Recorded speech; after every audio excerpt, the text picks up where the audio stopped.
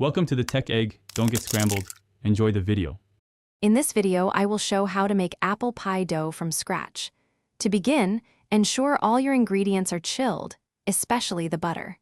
Having your tools ready, like a food processor or pastry blender, will make the process much smoother.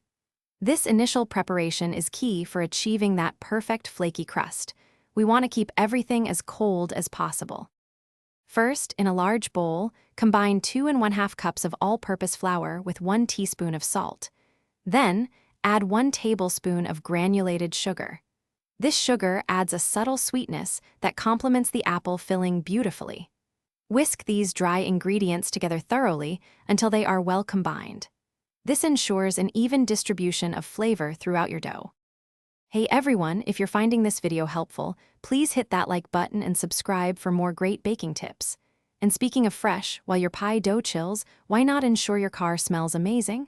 Life's too short for a stinky car. Grab Little Tree's black ice.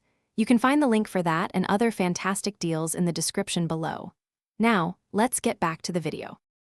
Next, cut 1 cup, which is 2 sticks, of very cold unsalted butter into 1/2-inch cubes. Add these butter pieces to your flour mixture.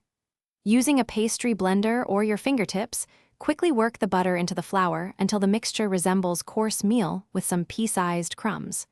Remember, speed is crucial here to keep the butter from melting. Now it's time to add the ice water. Gradually add 6 to 8 tablespoons of ice water, 1 tablespoon at a time, mixing gently after each addition. You want the dough to just come together, forming a shaggy mass that isn't sticky. Be careful not to overwork the dough, as this can develop the gluten too much and result in a tough crust. Thanks for watching. Consider subscribing if I helped unscramble your problems.